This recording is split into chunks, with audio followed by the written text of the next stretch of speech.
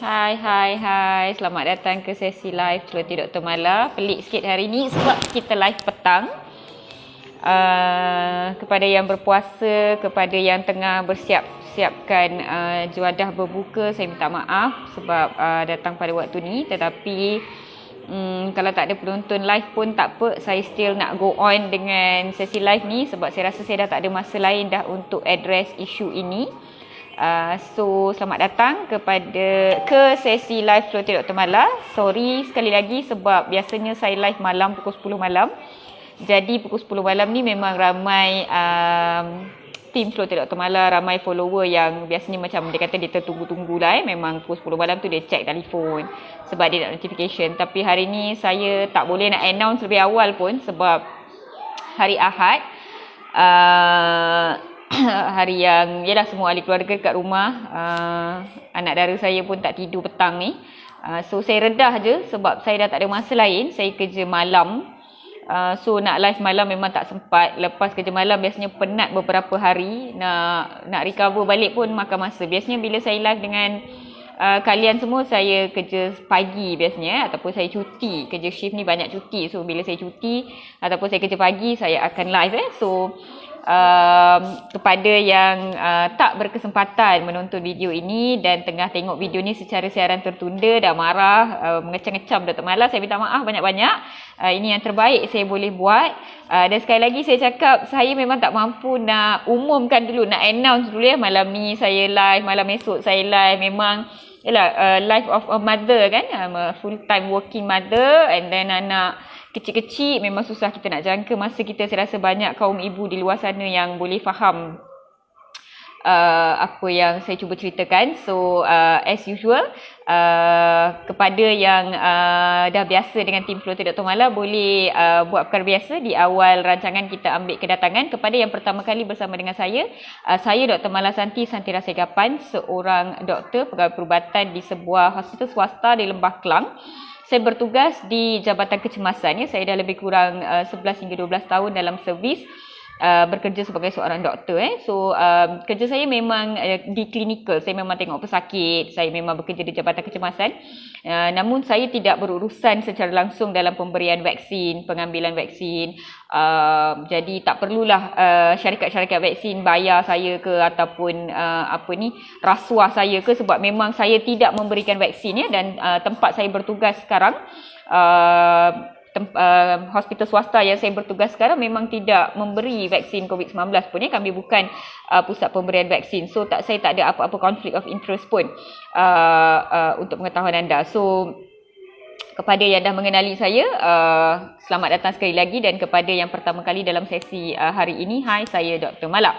Okey, topik hari ini adalah sebenarnya saya terpaksa datang live juga pada petang hari, walaupun saya agak agak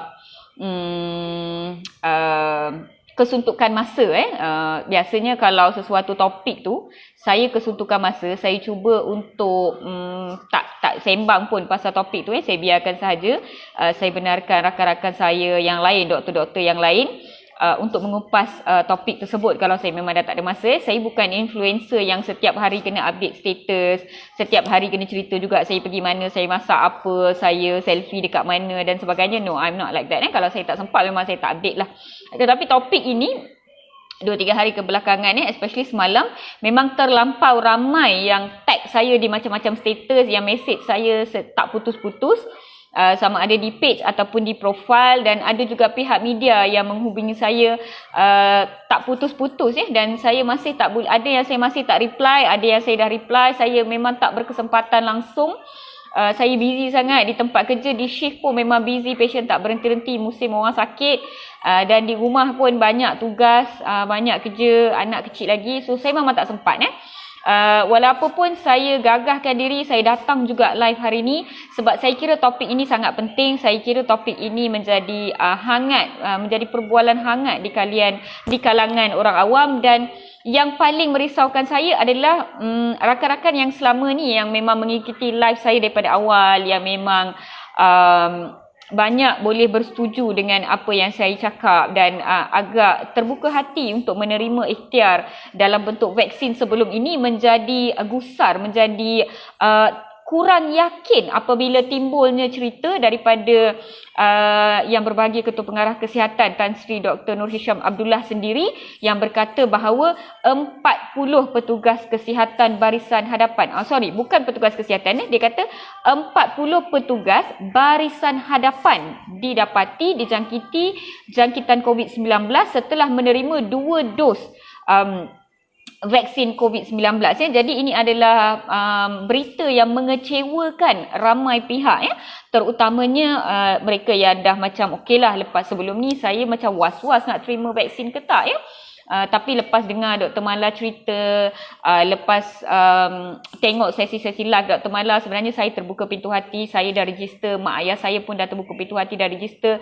Tapi sekarang macam mana ni doktor ada petugas yang dah divaksin tapi masih dijangkiti. So macam mana doktor? Apa yang doktor cakap ni dah tak betul dah, doktor menipu ni ya. Saya ada bukti yang doktor memberikan fakta-fakta, doktor memberikan penerangan dalam sesi-sesi live doktor, saya ingat lagi. So macam mana sekarang doktor? Doktor dah tertangkap dah.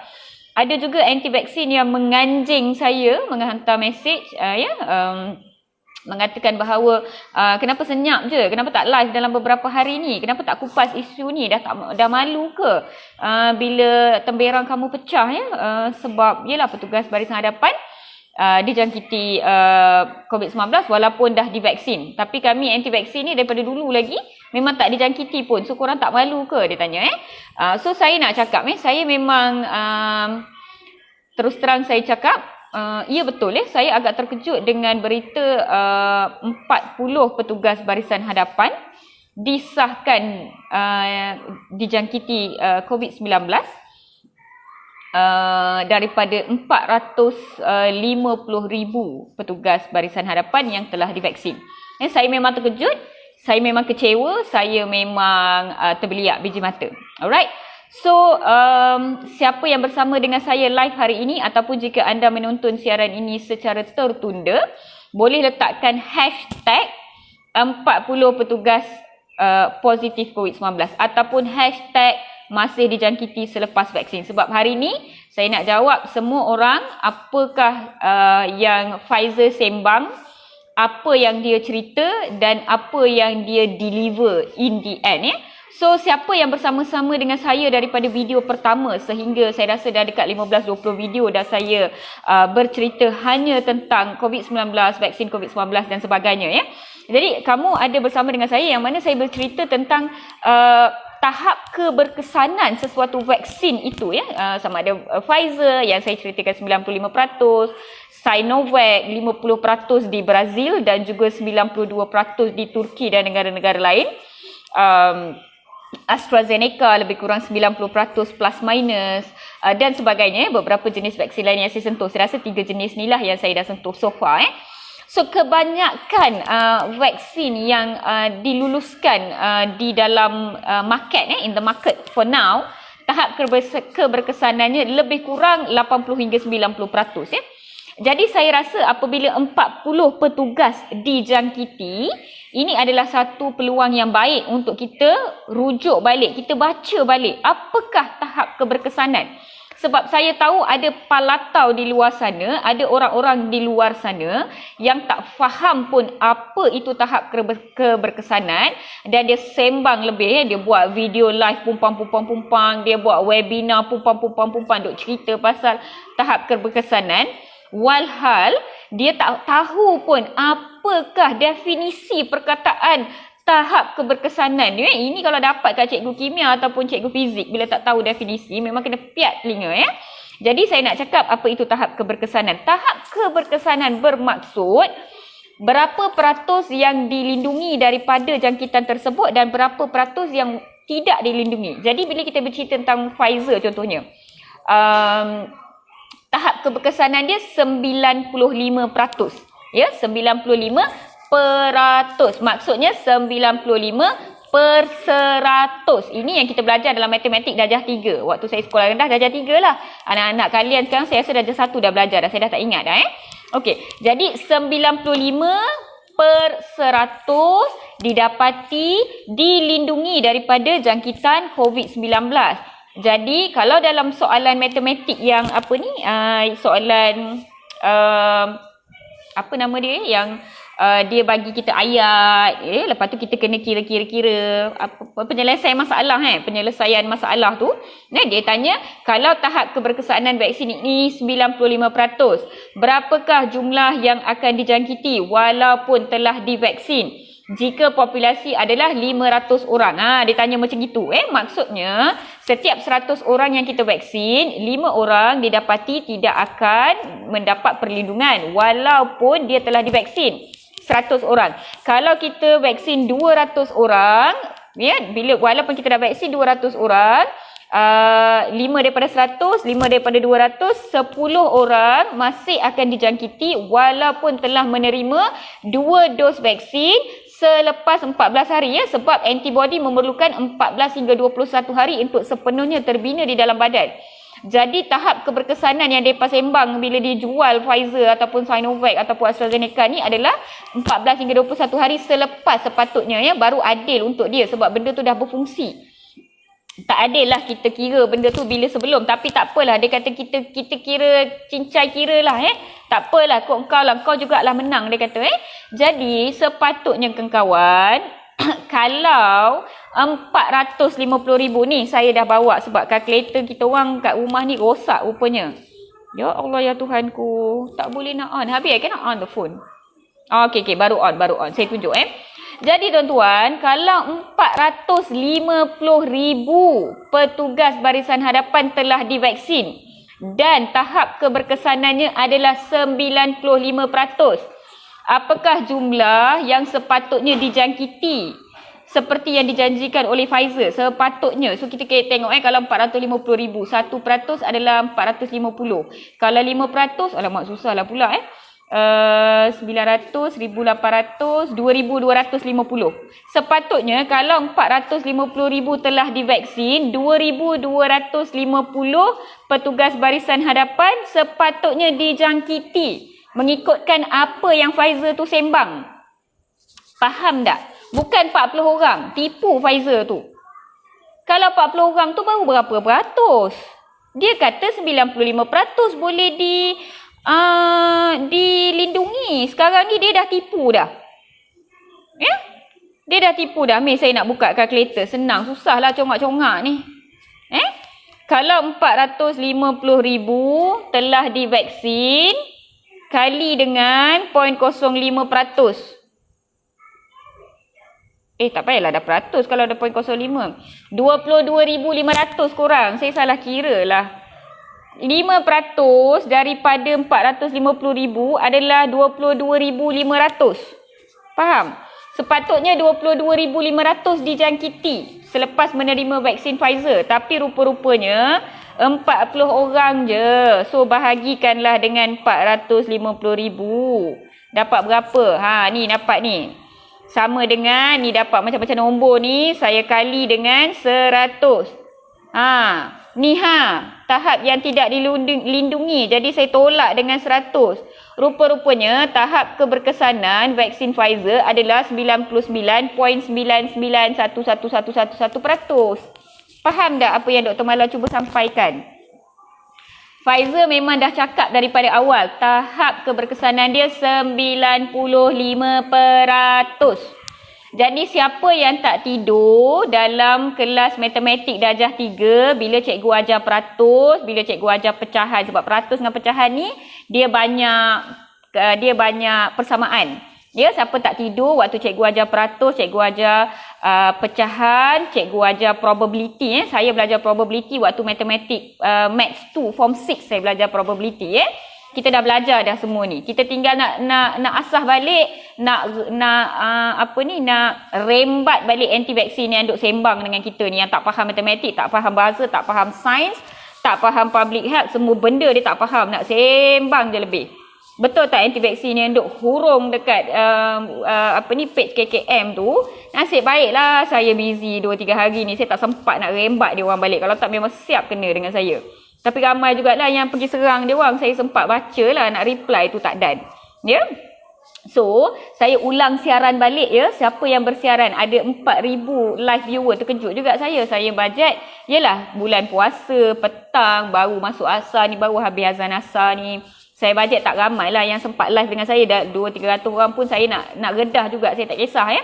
Jadi niat saya adalah nak betulkan persepsi di kalangan rakan-rakan kita, ahli keluarga kita di luar sana, especially warga-warga emas, golongan mak ayah kita, golongan pakcik-makcik kita yang terkeliru di luar sana ya. Jadi niat saya hanyalah untuk membetulkan persepsi ini ya, dan of course ramai doktor yang dah betulkan persepsi ini, contohnya seperti Dr. Suhazeli, Dr. Rushdan Nur, dan ramai lagi doktor yang dah betulkan ya. Tetapi membebel ni perlukan yelah kita mak-mak ni je yang ada talent untuk membebel dengan high pitch macam saya ni. Jadi saya turunlah dengan bebelan saya, pedang bebelan saya ya. Jadi saya nak cerita sekali lagi ya.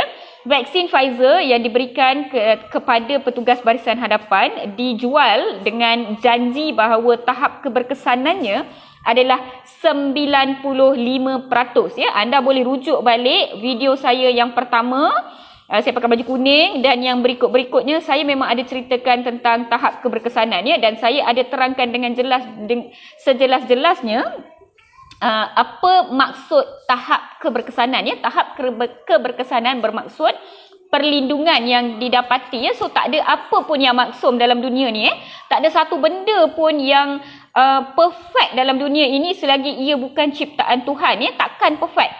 Bila ia ciptaan manusia, dia boleh jadi 95, dia boleh jadi 96, dia boleh jadi 99.9 lah. Tetapi nak sampai 100% tu, you have to be God to be that. Alright, dan kita tak boleh janjikan pun sesuatu itu 100%. Saya janji 100%, I will be the best wife. Menipulah tu namanya. Saya janji 100%, saya adalah tukang masak yang terbaik. Menipulah tu namanya. Sebagai manusia, kita tidak boleh capai 100%. Ya, saya rasa, saya sebagai penganut agama Hindu, saya rasa only God can reach 100%. Tapi penganut agama Islam, kamu percaya bahawa Nabi Muhammad, beliau baginda, he is perfect and only God is perfect than that. So, kalau ada manusia yang kata vitamin C ni memang perfect, minyak ini memang maksum, itu memang terbaik, itu dia menipu namanya. Tak ada sesuatu pun yang manusia cipta yang perfect, yang 100%, yang maksum, yang so good. No, that is tipu. Alright? Dan sebab itulah saya boleh menerima vaksin sebagai sebuah ikhtiar, sebab dia memang tidak menjanjikan 100% terhadap kita. Ya, dia menjanjikan perlindungan 95%. Ya, apabila Pfizer buat dia punya fasa ketiga clinical trial, mengambil 47,000 sukarelawan, dia akan bahagikan kepada dua kumpulan. Satu kumpulan yang terima bukan vaksin, kita panggil placebo group. Satu lagi kumpulan yang menerima vaksin.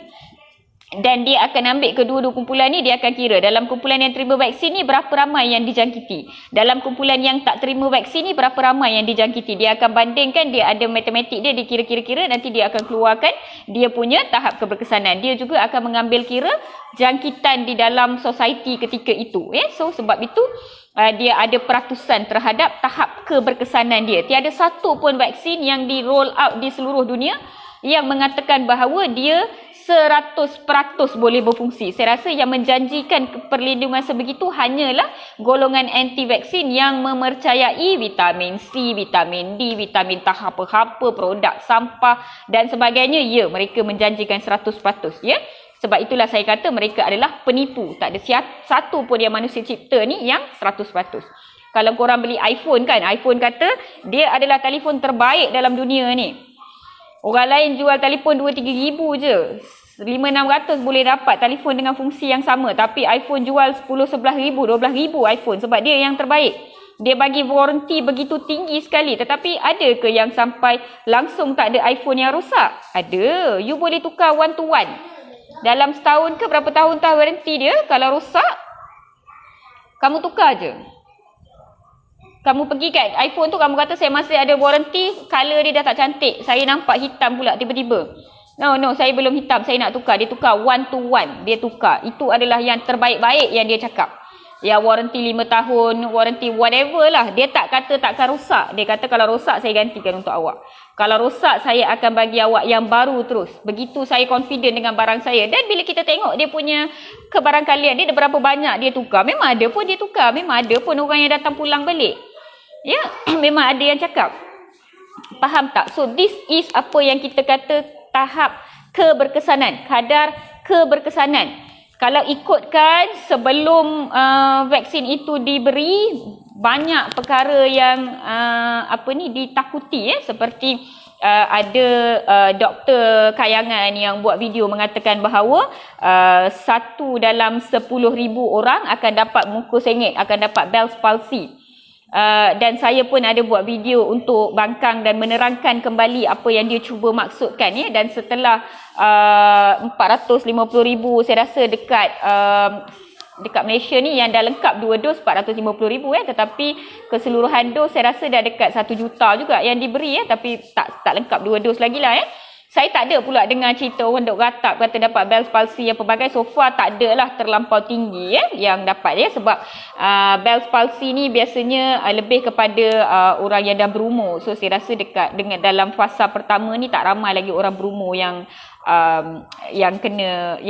dapat vaksin. So that's why dia punya rate of Bell's palsy pun tak banyak dan memang bila kita dah roll out memang doktor dah banyak negara dah declare bahawa tiada kesinambungan, tak ada causal relationship between pemberian vaksin dan juga berlakunya Bell's palsy. So sebenarnya sebelum kita mulakan proses vaksinasi ni lebih banyak benda yang ditakut-takutkan, tetapi selepas diberi ni sebab it's going quite good, bagus sebenarnya, semua berlaku dengan lancar, penerima pun gembira, makin cantik, makin flawless, tak ada siapa-siapa yang tiba-tiba mutated, tak ada apa-apa kesan sampingan yang anti vaksin boleh ratap dan sebagainya. Jadi dia carilah benda yang sekecil-kecilnya Jadi bila 40 petugas barisan hadapan dijangkiti, terus kecoh.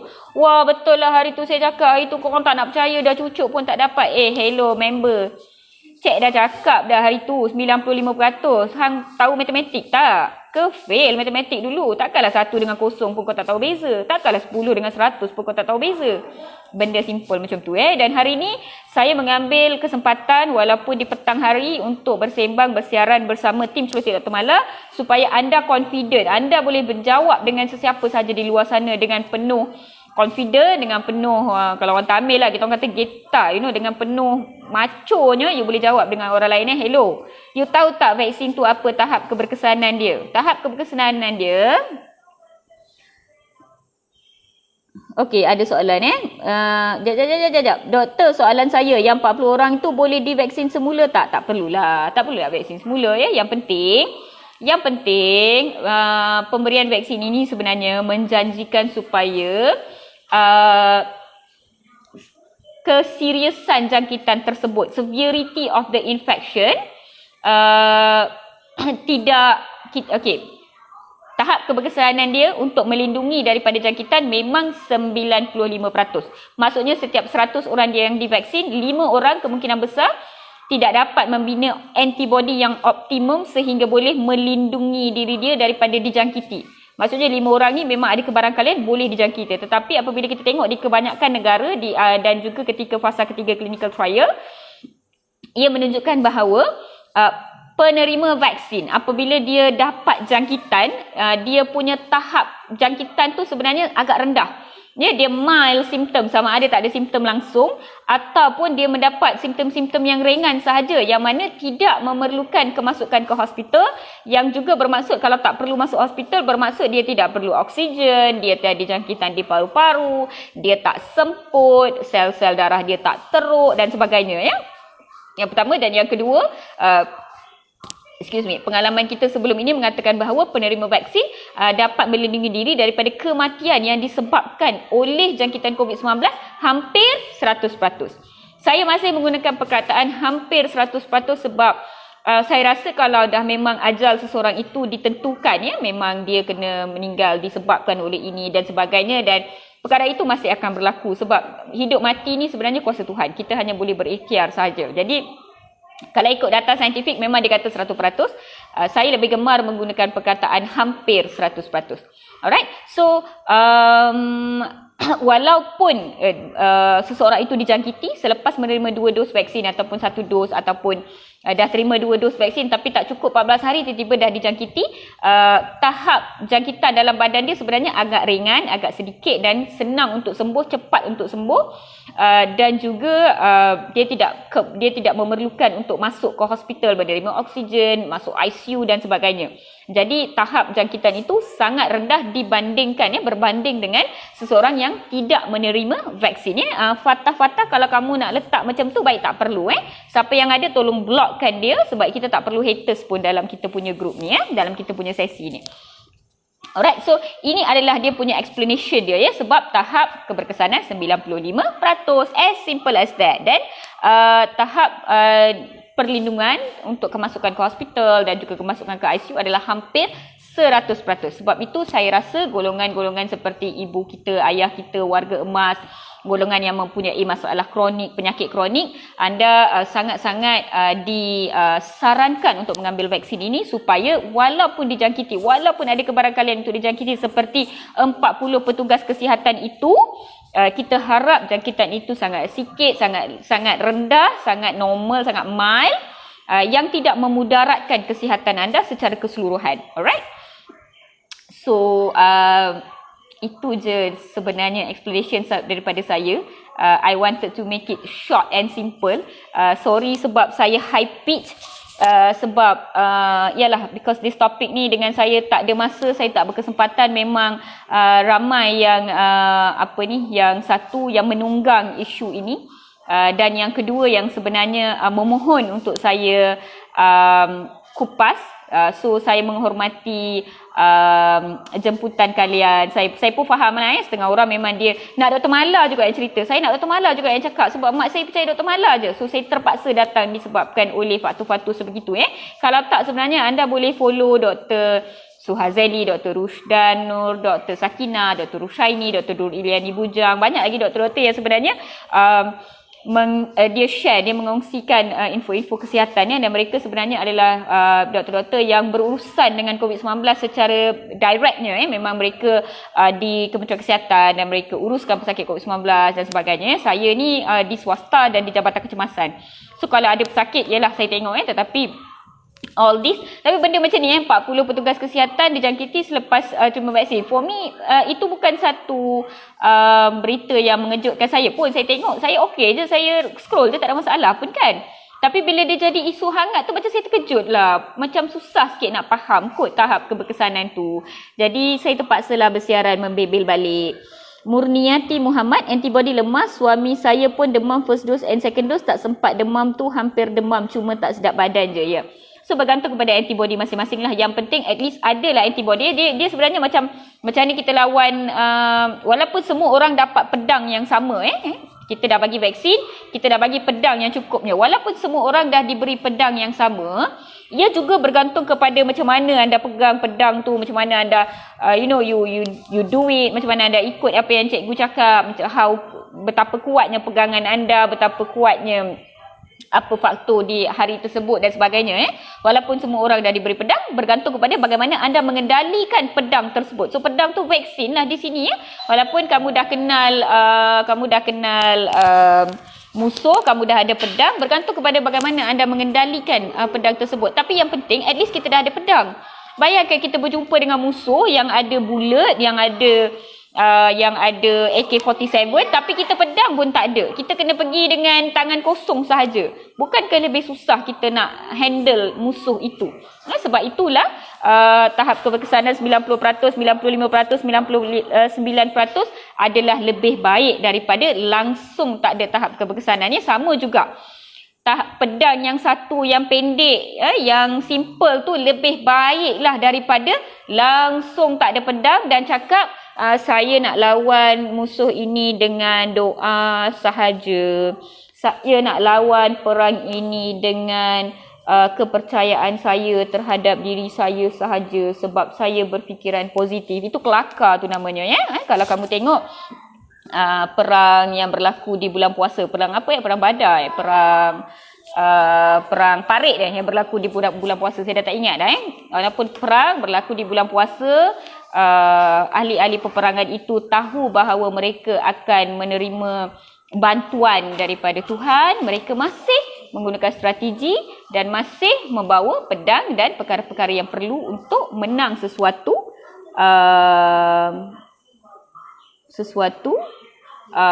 peperangan, ya. Okey, Majid Rajid, Dr. Malam, 40 orang petugas perubatan yang terkena jangkitan COVID-19 bolehkah menjangkiti orang lain yang belum terima vaksin? Okey, saya ada tengok beberapa, sebenarnya saya tak ada perang Uhud. Okey, thank you. Saya tak ada data mengenai 40 orang yang dijangkiti ni. Sebenarnya saya tak nak komen sebab saya nak tahu dengan lebih lanjut 40 orang ni macam mana dia detected. Adakah dia kluster ataupun adakah dia adakah dia ada simptom ataupun adakah saringan secara biasa dan sebagainya, tetapi saya tak dapat saya tak dapat info lebih lanjut mengenai bagaimana kenapa mereka ini di-swab in the first place. Kenapa mereka disaring? Saya tak tahu sebenarnya. Tapi saya ada baca kenyataan Kementerian Kesihatan yang mengatakan bahawa mereka yang dijangkiti ini tidak menjangkiti orang lain, tidak menjangkiti orang di sekeliling mereka. Maka kita tahu bahawa pengambilan vaksin itu sebenarnya banyak membantu dalam mengekang penularan jangkitan ini. Itu je yang saya tahu. Tetapi itulah saya nak tahu, mereka ni sebenarnya macam ada kluster ke? Daripada kluster tu dia dapat ke? Ataupun dibuat saringan setengah badan berautoriti. Mungkin selepas anggota dia terima vaksin tu dia buat saringan. Nak tengok berapa orang yang kena, berapa orang yang tak kena, ataupun saya tak tahu. Setengah tempat ada setengah-setengah company yang memang setiap 2 minggu dia kena buat swab. Kilang dan sebagainya, setiap 2 minggu dia kena swab. Setiap 2 minggu dia kena swab. So adakah kerana saringan yang memang rutin scheduling tu ke? Saya tak tahu sebenarnya. Saya bukan petugas KKM, so saya tak tahu. Dan saya juga kurang information, kurang data mengenai bahawa bagaimana mereka boleh dijangkiti. Adakah di tempat kerja dan mereka culas SOP, ataupun adakah di luar tempat kerja macam tempat-tempat macam zon merah, kawasan-kawasan PKPD dan sebagainya. Saya tak tahu juga. Macam kalau di tempat kerja, sepatutnya walaupun kita dah ambil vaksin, kita masih berpegang kepada SOP. So kita macam pakai PPE, pakai N95, pakai face shield dan sebagainya. Jadi saya kurang faham macam mana diorang boleh dijangkiti sebenarnya. So saya tak ada data, saya tak tahu information tersebut. Sebab tu saya cuba untuk lewatkan untuk datang live dengan topik ni, because I wanted more information. Tapi yalah, sebab benda ni dah di twisted macam-macam dicerita dan sebagainya. Saya terpaksa bersiaran jugalah. Alright, so saya tak nak panjang-panjang sebab you all nak bersiap sedia untuk buka puasa, nak cari makanan, nak hidang dan sebagainya kan. So saya tak nak kacau you all punya masa. Saya cuma nak recap sikit. Hari ni saya bercerita bahawa vaksin Pfizer COVID-19 dan juga vaksin Sinovac dan juga vaksin AstraZeneca dan beberapa vaksin lain yang dibawa masuk ke Malaysia dan juga yang digunakan di seluruh negara menjanjikan tahap keberkesanan lebih kurang 90 hingga 95%. Tak ada siapa pun, tak ada satu pun vaksin yang menjanjikan tahap keberkesanan 100%. Jadi tahap keberkesanan tu bermaksud apa? Saya dah ceritakan dalam video ni. Kalau korang boleh tengok balik daripada awal sampai akhir, saya juga dah ceritakan apakah nombor yang dijanjikan oleh Pfizer dan apakah nombor yang sebenarnya yang kita tengok sekarang selepas kita roll out the vaccine. Okay? Dan peringatan saya kepada semua di luar sana, rakan-rakan petugas barisan hadapan dan juga orang awam, selagi kita belum mencapai herd immunity, selagi virus itu masih menari-nari di sekeliling kita, vaksin adalah pedang kita. Walaupun kita ada pedang, kita kena berjaga-jaga. Seboleh-bolehnya kita tak nak pun musuh tu serang diri kita. Kalau dah ditakdirkan serang, kita akan gunakan pedang ni nanti. Bila kita dah ada herd immunity yang cukup, barulah tahap keberkesanan akan menjadi lebih tinggi. Alright? Dan itu sahaja daripada saya. Doktor yang 40 orang yang dijangkiti ni, tahap dia macam mana? Kalau tak silap saya, apa yang saya baca daripada DG Dr. Nur Hisham Abdullah, dia kata kebanyakannya kategori 1 dan 2, sama ada tiada simptom ataupun simptom yang ringan. Tak ada siapa pun yang masuk ke kategori 3. So tahap dia sangat rendah sebenarnya. Project Sparrow, tak nak vaksin diugut kena posting tempat lain, memaksa. Itu anda kena berbincang dengan majikan anda. Jangan pandai-pandai je cakap. Kalau betul, kalau anda memfitnah, saya akan buat report polis terhadap anda. Kalau tak, sila berbincang dengan majikan. Dan saya rasa setengah-setengah majikan memang mempunyai kuasa. Macam kalau anda boleh merisikokan orang lain dan risiko itu perlu ditanggung oleh majikan ataupun company ataupun organisasi tersebut, maka dia ada justified reason untuk transferkan kamu. Ini bukan sahaja berkaitan dengan vaksin COVID-19. Ini bila bekerja, semua benda. Contohnya bila anda mengandung. Mengandung tak sesuai untuk tugasan ini. So, bila mengandung tu, dia transferkan dulu ke departmen lain. So, itu adalah majikan punya jurisdiction. Memang dia boleh buat macam tu sebenarnya. Dan contohnya macam baru baik daripada satu-satu penyakit kronik dan sebagainya. Majikan tak berhentikan kerja, tapi dia kata kita transfer you ke department yang light duty. So itu you tak bolehlah macam cakap saya nak saman majikan ataupun majikan salah sebab dia masih kekalkan kerja kamu. Dia tak sack kamu, dia tak buang kerja. Tetapi majikan mempunyai hak untuk membuat keputusan sebegitu supaya operasi syarikat ataupun organisasi tersebut berlaku dengan biasa tanpa merisikokan pelanggan, sebab pelanggan ada hak terhadap servis yang dia terima ataupun barang yang dia terima. Tak kisahlah apa pekerjaan kamu. Jadi be more attentive of what you're talking. Jangan lemparkan kata-kata. Dalam bulan Ramadan ni kita tak nak suka-suka hati lemparkan kata-kata. Kita tak nak suka-suka hati memfitnah orang lain ataupun memaki satu sama lain. Sebab this month actually bulan yang kalau kita pernah bergaduh dengan siapa-siapa, kita nak bertegur sapa balik. Bulan yang kalau kita pernah kecil hati dengan siapa-siapa, kita nak settle balik. So ini it's a very beautiful month. So jangan rosakkan bulan yang cantik ini. Alright. Kalau ada hepatitis B, ada tak risiko nak ambil vaksin ni? Tak ada. Okay, so buat masa sekarang bagus pengetahuan doktor, bukan saja pakar dalam bidang kedoktoran tapi tahu juga sirah-sirah Nabi kita. Orang Islam patut malu dengan beliau. Okey, tak apalah, tu sedikit sebanyak je saya tahu. Tu pun saya terlupa apa perang dalam bulan Ramadan ni. Saya macam nervous sikit. Herba ketum kita nak jawab. Elwin, hi Elwin. Kat atas tu ada tanya pesakit kanser boleh ambil vaksin ke tak? Boleh, tak ada masalah. Pesakit kanser, banyak kali dah saya cakap, kamu kena berbincang balik dengan pakar onkologi anda. Pakar onkologi akan tengok. Kalau baru settle, baru habis kemo dalam 6 bulan dan ke bawah, kemo ataupun radioterapi dalam 6 bulan ke bawah, sepatutnya kamu tak boleh ambil. Kalau dah settle, cancer survivor dah habis, PET scan clear, full blood count normal, total white cell normal, tak ada neutropenia, then you boleh ambil vaksinnya. So dia ada dia punya explanation, dia tolong ikut betul-betul. Alright, dah sebulan complete dose vaksin, bagus. Okay. Jika pelanggan yang membawa risiko besar macam foreigner yang baru sampai daripada luar negara, macam mana tu? Kena halang masuk juga kan? Itu adalah jurisdikasi kerajaan Malaysia. Saya tak boleh jawab. Saya bukan menteri luar negara. Nanti bila saya run for election, nanti you boleh vote me. But for now, I am not a politician. I'm not a minister. I do not make more policies. So sama ada seseorang itu boleh masuk negara atau tidak masuk negara, apa risiko yang dia bawa, apakah perjanjian di antara negara-negara lain, itu adalah untuk politicians to decide, not for me.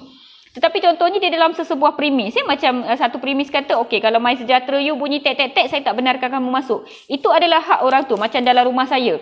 Saya kata, okey, sebab awak hari tu awak dah pergi ke mana-mana, entah awak dah pergi ke Duri yang tak ikut SOP, 14 hari aku tak kira lah kau saudara aku ke tak, jangan datang rumah aku. Itu adalah hak saya. So masing-masing ada hak, masing-masing ada tugas, dan tugas yang kita lakukan dan kewajipan yang kita lakukan adalah antara kita dan Tuhan. Sebab kerja adalah ibadah. So sama ada you buat dengan baik atau tidak, ataupun you culas, ataupun you terima rasuah, itu adalah antara dia dan God. Kita buat kerja kita dengan sebaik mungkin dan kita percaya dia pun buat dengan sebaik mungkin. Kita jangan serkap jarang dia, kita make sure dia tak serkap jarang kita. So that's the boundary that you want to keep for everybody. So yep. Doktor, kalau ada Bell's palsy boleh ke ambil vaksin? Boleh, tak ada masalah. Okey, yang doktor ni yang tanya saya masalah ni, mungkin saya akan jawab pada kesempatan yang akan datang. Kali ni saya nak dah 5:29. Saya nak habiskan sesi di sini buat hari ni. Kepada yang bersama dengan saya sehingga ke akhir video ini, tak kisahlah kamu tonton secara live ataupun kamu tonton siaran tertunda, tolong bagi saya satu emoji bunga. Bunga apa-apalah, bunga rose ke, bunga yang bulat tu ke, whatever bunga. Please give me a bunga ataupun hugs. Oh, I love these hugs from Josephine Floriza Chin. Boleh bagi bunga ataupun hug supaya nanti bila saya scroll, saya tahu berapa orang yang tengok sampai habis, berapa orang yang tengok 3 saat sahaja. Thank you so much untuk bersama dengan saya hari ini. Minta maaf sebab saya datang di petang hari. Sebelum saya akhiri sesi hari ini, saya nak bagi satu quote sahaja. Saya tahu banyak informasi yang berbeza berkenaan dengan vaksin dan juga jangkitan COVID-19 secara generalnya dan sebagainya, dan kita mempunyai masing-masing mempunyai pegangan yang berbeza ya. Ada yang kata COVID ni menipu, ada yang kata tolonglah berjaga-jaga dan sebagainya. Cuma saya minta dalam bulan puasa ni, di kala rakan-rakan kita yang beragama Islam cuba menahan diri mereka daripada memarahi, memaki, menggunakan perkataan-perkataan yang tidak elok dan sebagainya. Dan juga dalam bulan yang mulia ini juga, sebab dah tak lama lagi kita nak sambut hari raya, tak kisahlah kita agama mana, bangsa apa pun, sambutan yang paling grand dekat Malaysia ni of course hari raya. So dalam bulan yang mulia ni, dengan keadaan kita yang macam excited ni, tolonglah jangan maki-memaki antara satu sama lain, perlekehkan antara satu sama lain, menggunakan perkataan-perkataan yang tak elok, mencarut dan sebagainya antara satu sama lain, walaupun kamu guna fake profile. Tolonglah jangan buat demikian. Tolonglah bersihkan ruang netizen, ruang internet lebih mulia, lebih seronok untuk dibaca, lebih indah untuk didengari dan sebagainya. So let's be more concerned of each other, let's be more loving, let's be more kind to each other, because the world need more kindness than anything else in the world. Only kindness can treat a lot of things. Walaupun I'm a doctor, I give medicine, but I think love and kindness treat a lot of diseases and treat a lot of people rather than what medicine and papers and numbers do. Alright, so please, tak kisahlah apa pegangan kamu, apa fahaman kamu, apa cara ikhtiar kamu, cuba untuk jangan marah-memarahi ataupun maki-memaki satu sama lain. Kalau betul-betul marah juga, marahlah dekat husband ke, dekat wife ke, ataupun call lah adik-beradik ke, ataupun dalam WhatsApp group yang ada 3-4 orang je. You all marah sikit, just nak vent out, then after that tolonglah go back to normal. Jangan sebarkan all that hatred dalam ruang warga net. Alright, so with that, terima kasih semua. Selamat berbuka puasa. Berhati-hati di jalan raya dalam musim hujan ini. Niatkan diri anda supaya tak nak langgar mana-mana penunggang motosikal. Kalau nak order apa-apa makanan buka puasa ke apa, kalau boleh berbuatlah sebelum pukul 4.30 petang. Benarkan abang-abang rider untuk berbuka puasa tepat pada masanya. Dan kepada semua warga Malaysia di luar sana, kita jaga kita, celoteh Dr. Mala. Bye.